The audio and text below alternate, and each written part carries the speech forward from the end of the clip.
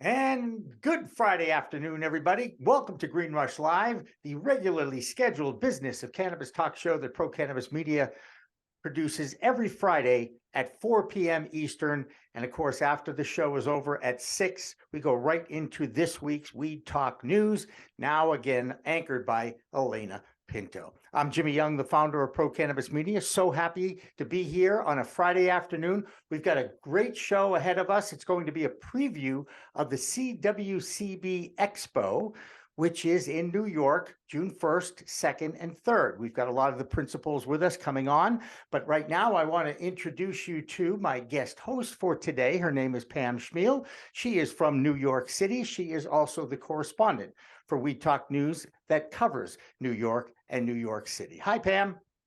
Hey, Jimmy, nice to be here. Thank you for having me. Absolutely. And of course, it is the third Friday of every month. And that means we are so lucky to have the guy we go to from NORML in Washington, D.C. His name is Morgan Fox. Morgan, again, thank you so much for showing up here regularly, I might add, on the third Friday of every month. Thank you. Of course. So the big question, Morgan, we always start with this one, and I can't wait for the day when I don't have to ask you about the status of the safe banking movement. It's kind of a movement now. It's not just a bill, right? What is going on? What is the latest from what you can tell in Washington, D.C.? Well, last week we had our first really legitimate hearing on the legislation in the Senate. Overall, I think that it was very positive. We heard some very interesting arguments from the opposition, in particular Kevin Sabet, who was, parroting the usual lines. But overall, I think that it was generally pretty positive. And, I think that one of the big things that most members of the Senate Banking Committee are concerned about is not necessarily cannabis issues, but larger banking issues. They don't want the legislation to be used as a way for banks to be able to deregulate themselves. So that's something that I think they're very concerned about, as well as their concerns that safe banking would potentially allow for cartel money laundering or illegitimately obtained legacy cash to be able to enter the financial system. But my argument against that is that a cash system with zero oversight and zero transparency is significantly better for criminal activity than a very tightly regulated banking system. So I think those arguments don't really hold too much merit. And myself and other advocates are speaking with members of the Senate, particularly on that committee, to help allay their fears in that aspect. But it appears that this legislation is moving forward. Senate Majority Leader Schumer wants to fast track it. And we're going to wait and see on when we can look forward to a markup and potential vote in the Senate Banking Committee, at which point it will move on to other committees or a full floor vote, and then potentially be paired with other legislation such as the Graham Act to protect Second Amendment rights for cannabis consumers, as well as the HOPE Act to help provide federal funding for state level efforts or state and local efforts to expunge cannabis records. Now, if anybody's just tuning in and they want to know why nothing gets done in Washington, D.C., I think, Morgan, you just explained it, because it just has to go through committee after committee after committee until they actually get to the floor to debate it. And then, of course, they'll have a vote. Any idea the time frame? I have to ask that question. I was going to ask. Yeah, I mean, it is a slow and arduous process, a lot of like 2 steps forward, 1 step back, but we are moving in the right direction. Right. It really depends a lot on things that are completely unrelated to cannabis in many cases, just in terms of being able to get things on the schedule. And so that is a difficulty that we're facing. And I know that the Senate Banking Committee wanted to address this issue much earlier in the session, but with the collapse of several banks and some of larger banking issues that have been at play, a lot of their attention has been diverted. We like to think that these things should just be easy to slide through, but lawmakers have numerous issues that they're dealing with. So, and all of them are competing for space on the docket and on the schedule. And with a relatively limited amount of time available, sometimes it can be a protracted process. But things are moving in the right direction. And in particular, I think that the progress that we've seen in the base bill language, including not only explicit protections for community development financial institutions and minority depository institutions, as well as explicit language that makes it easier for people that work in the cannabis industry to be able to obtain mortgage loans, is a huge improvement. I personally would like to see an additional improvement, well, several, but the one that I'm really focused on is removing a previous cannabis arrest or conviction as an automatic red flag for any sort of banking activity within the space. I think that is going to be a really important thing to add in order to make sure that we really keep the fair in the Secure and Fair Banking Act. But yeah, like I said, overall, things are moving in the right direction. All right. And Pam, before I get to your question, I have to ask Morgan one more pointed one. How did Kevin Sabet, of all people, get an invitation to appear before that committee? Well, he's really the only game in town when it comes to prohibitionists that have any sort of connection to powerful people and that have any sort of legitimacy.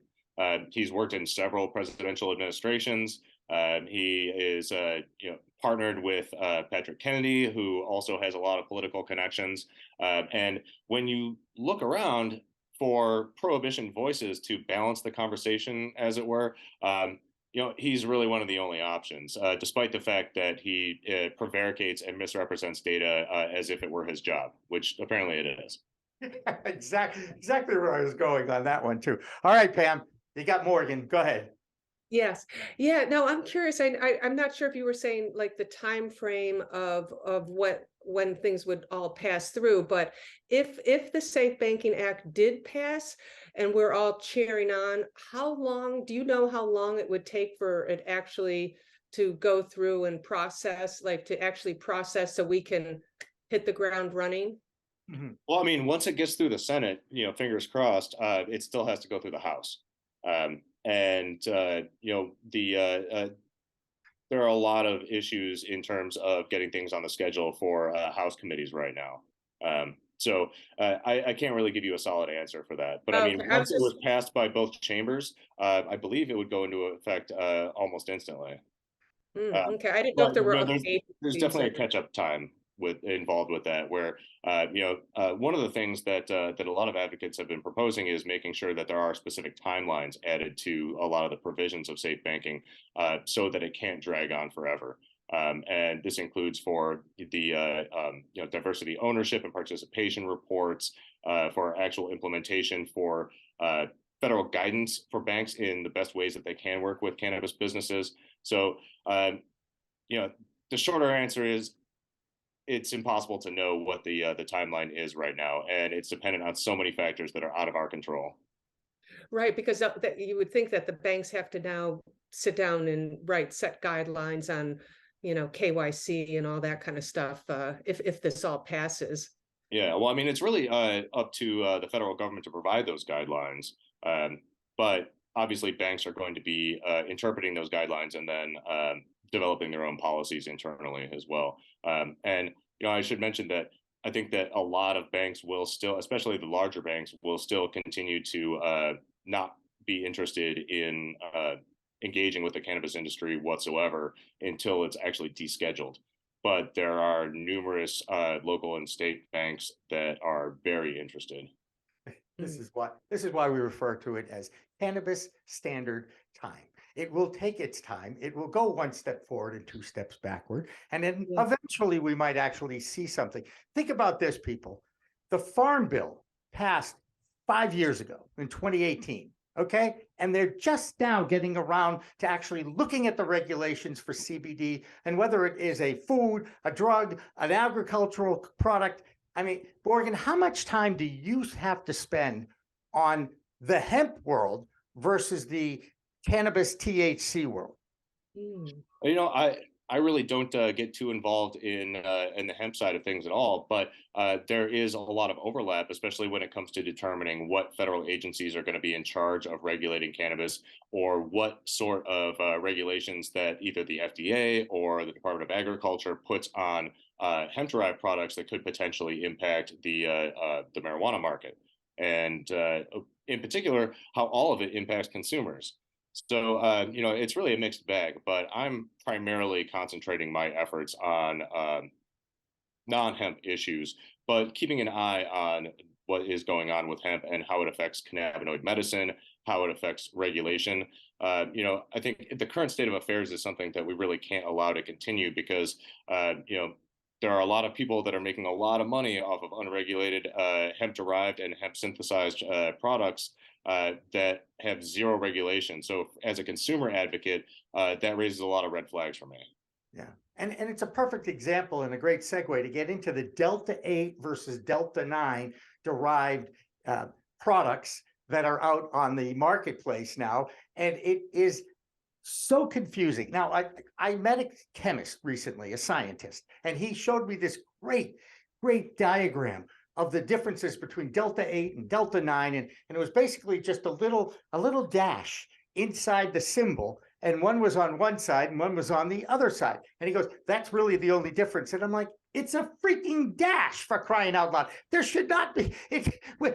The fact that we still have people making Delta 8 legal, and you can get high off Delta 8 products.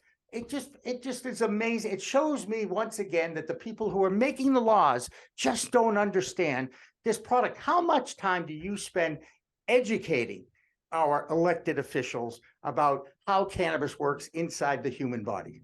Well, I'll take just a moment to, and this is going to come off wrong, but to educate you, Jimmy. One dash in the description of a chemical compound could be the difference between a deadly poison and a beneficial medicine. I understand that. Okay, I never did chemistry. I get it. I get that there's a fine line there, and it's a code. It's like writing code for the internet. That Delta 8 does exist naturally in the cannabis plant in very, very minuscule amounts. We have zero research on human consumption of Delta 8 in larger quantities, and so NORML is recommending that people be very careful with it, especially since regardless of the efficacy or safety of Delta 8, the fact is that the producers of Delta 8 products are completely unregulated. So they could be cooking this stuff up in a garbage, like garage lab, for lack of a better term, and you don't know what sort of impurities are going to be going into or coming out of that lab. And so, consumers should be very, very careful about that. The bottom line is that we need to regulate, especially inebriating cannabinoids, in a fair and reasonable and evidence-backed way. And unfortunately, the federal government has been kind of punting on this issue. But all of that is a little bit besides the point. When we're looking at federal legislation, there's so much exciting stuff going on right now that's not related to hemp-derived cannabinoids. But just to go back to that for a minute, just this week, the DEA reiterated its position that if you do any sort of chemical synthesis to a hemp-derived cannabinoid, it is a synthetic cannabinoid and hence still an illegal substance and not covered by the Farm Bill. I've been telling people this for years, that the DEA this is their position, and they are going to eventually crack down on it. Now, whether or not they actually crack down on it in terms of enforcement versus, cease and desist letters or just spreading that information around so that people avoid future enforcement, that remains to be seen. But their definition of what a synthetic cannabinoid is that does and does not fall under the Farm Bill is now quite clear. So I think everybody should take heed of that and react accordingly, whether that's lobbying lawmakers to change that definition, or whether it's changing their business model. But this is what the DEA says, and they have the ability to act on it now. And I think that there might be trickle-down effect for local law enforcement to be able to act on that as well. But yeah, moving on, there are a lot of other great bills in Congress right now that aren't related to hemp stuff. I get it.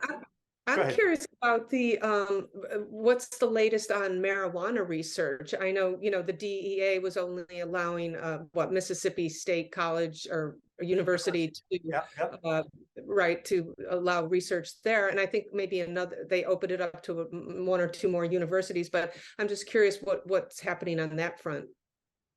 So the granting of research applications and research production applications is moving faster than it has in the past, and I believe that there's been one other federally licensed producer approved so far. I don't think they're up and running yet, but I'm not sure.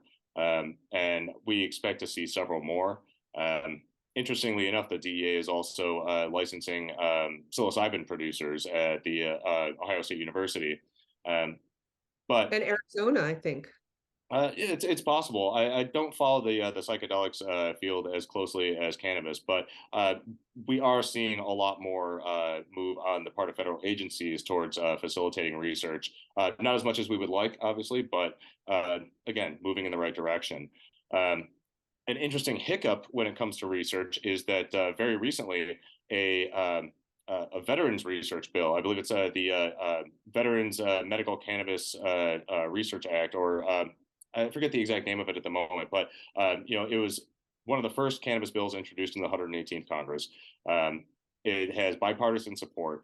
It sailed through the Veterans Affairs Committee on first reading in the Senate, and then Senate Majority Leader Schumer brought it up for a cloture vote to try to fast track it to the floor for a vote.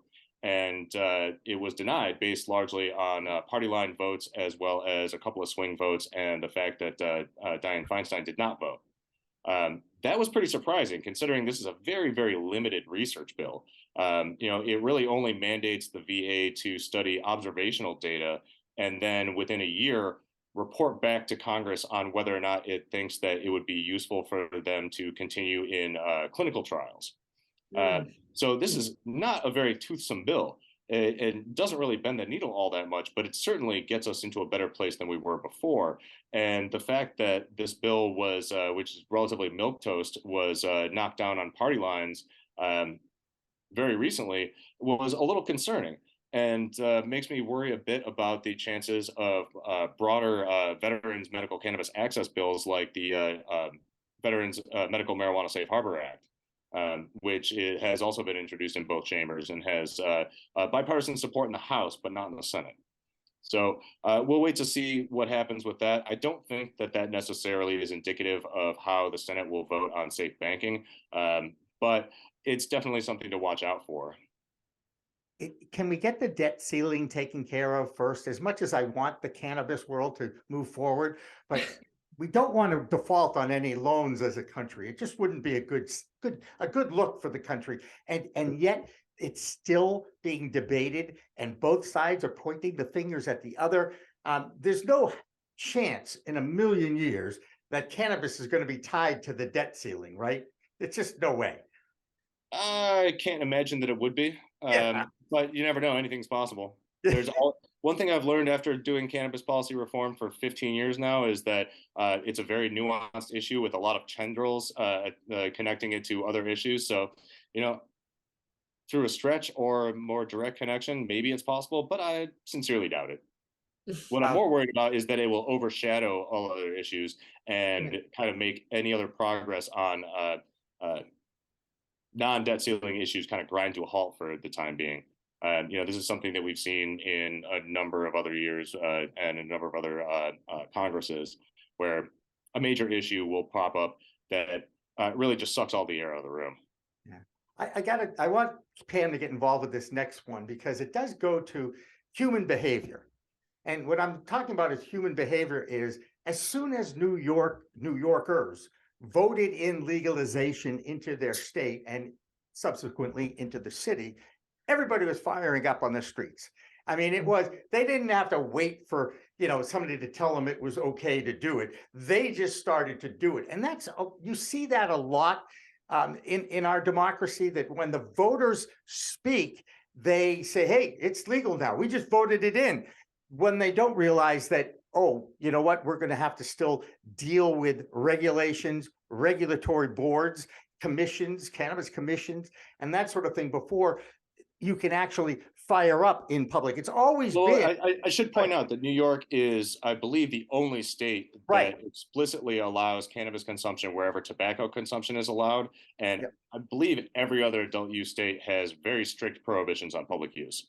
Yeah, I know in Massachusetts, and we had somebody on to talk about this. Actually, on the medicinal side, it was okay to fire up, if you will, in designated smoking areas if in fact you're using cannabis medicinally. And most people will admit that it has medicinal benefits to it. It's just a question of where you can actually partake and fire up, if you will. But that's not something you see in New Jersey. It's not something you see in Pennsylvania, in other states that have medical programs that as soon as the voters get in, everybody wants to party and everybody.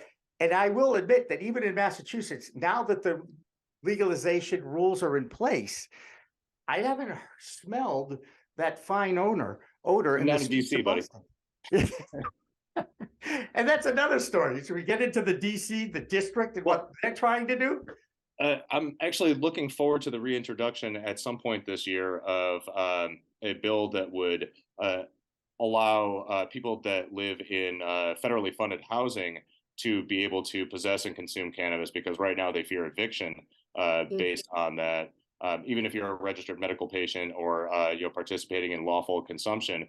And not only is that really, really bad for like elderly and low income and veteran communities, but it also is a key factor in helping perpetuate racial disparities in citations and charges for the few cannabis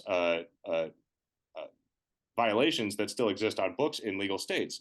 You know, when like these states pass laws, you see the overall arrest numbers drop significantly, but wherever there is a possibility to arrest and fine people, you continue to see those racial disparities. And that says more about policing than it does about arrests. But one of the main factors is that in federally assisted housing, you face eviction for consuming cannabis inside or even possessing cannabis on the premises. And so people go to the street where they are vulnerable for arrest and citation. And yet, if you talk to law enforcement, and Pam, New York's it's the wild, wild west. It's a big playground basically going on right now. Law enforcement really doesn't want to have to do this anymore. At least these are the people that I'm talking to. It's like, you know what? The voters voted it in. It's legal. I don't even think they want to prosecute it. Writing tickets, completely different animal. I get that. But it just, there's a disconnect between law enforcement and what the voters wanted and what they thought they got. And New York is a perfect example of it. Pam, have you ever talked to any of the police in this city about what are you doing with the firing up in public of cannabis and how they don't even want to deal with it?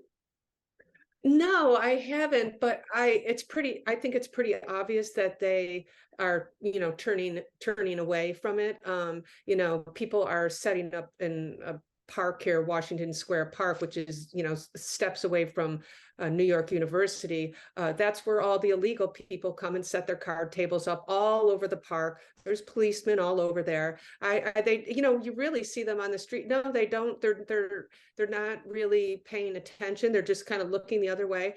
And you can also see how they're reacting to the storefronts here. I mean, they don't have the legal right, but now the governor is making some changes on that and giving them authority to go in and kind of take these stores down. But they're really kind of focusing on the landlords, which I actually thought that a while ago, like, why aren't they going for the landlords? So, they're being selective. As long as you don't put it in their face, I think that they kind of look the other way, meaning just the other day, a THC infused bakery got closed down because they were too close to the mayor's residence on the Upper East Side.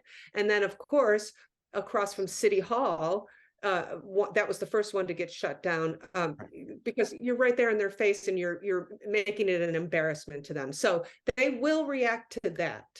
Yeah. Well, this is a huge problem with cannabis enforcement across the board, is that it's largely discretionary and there's no consistency. Not to mention the fact that it's not necessary to come in with a SWAT team rather than like a couple of people with a clipboard to be able to affect change.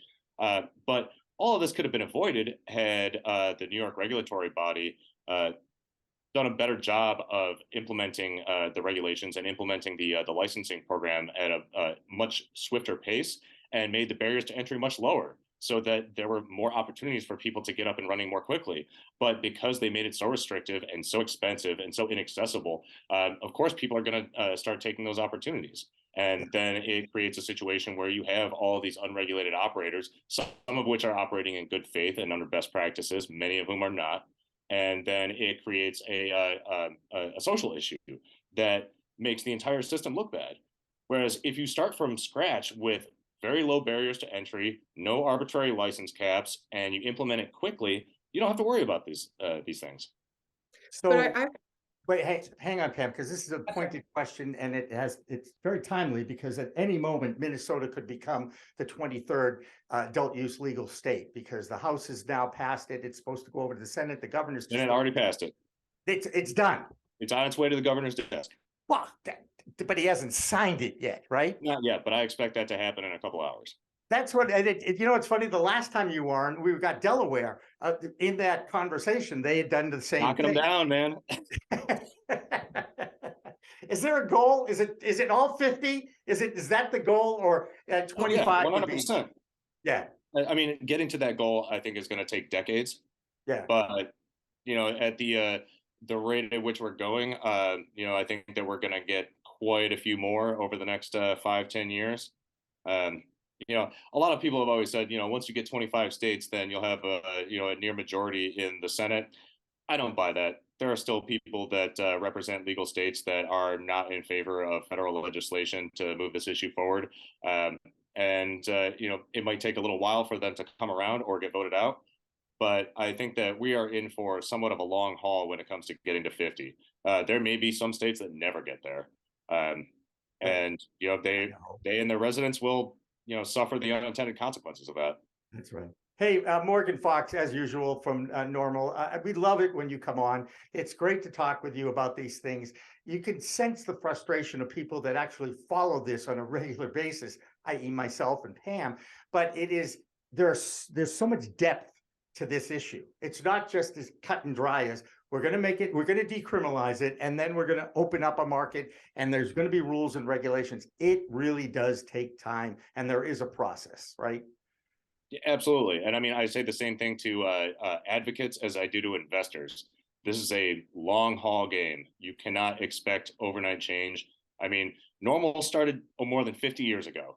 Right. When I personally started in cannabis policy reform, I think there were only 9 medical states and no adult use states. So, there's been a lot of progress, especially in the last decade or so, but there's still a lot of work left to do. And unless you're prepared to dig down and participate in that, this is not a field for dilettantes. Right. Absolutely not. Hey, Morgan, thank you so much. Now, of course, we're going to focus on the business of cannabis. We're actually going to preview the CWCB Expo that's coming up in New York, June 1st, 2nd, and 3rd.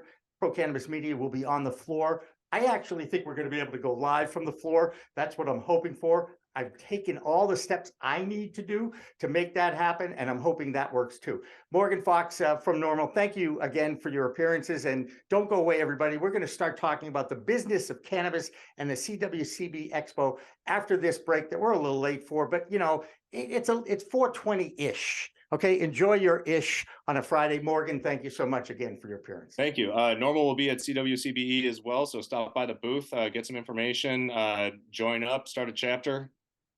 There you go. That's what we want you to activate, your passion for the cause. We'll be back with more of Green Rush Live after this.